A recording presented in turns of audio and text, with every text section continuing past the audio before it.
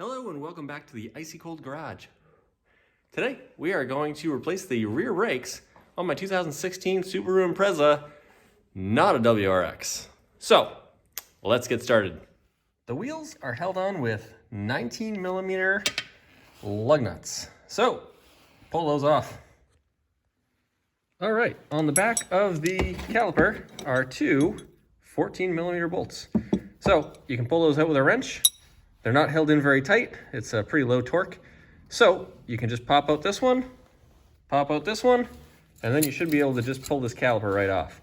One thing to note is that if your parking brake is on, you're gonna be able to pull the caliper off, but you won't be able to turn the rotor because the parking brake is actually set up to be inside this rotor hat.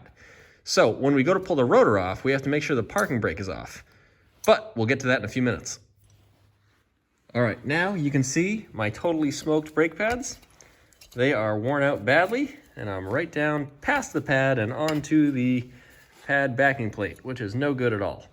Now, I need to take off the caliper bracket now, and what we'll do is we'll use a 14mm again to take off the two caliper bracket bolts, one here and one right here.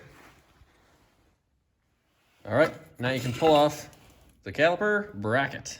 Now, we are going to pull off the rotor next, but we need to go inside and release the parking brake.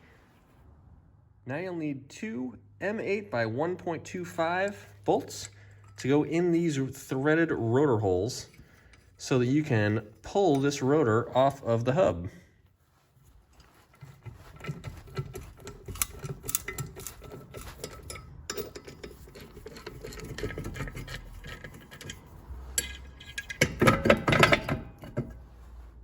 Mint. Now the caliper bracket has brake pads in it that have the squeaker on the bottom, and the squeaker only goes on the inside pad. Load up the caliper, put in place. Now just compress the piston into the caliper with a C-clamp or some large channel lock pliers. Now just slap the caliper back in place and put those bolts in.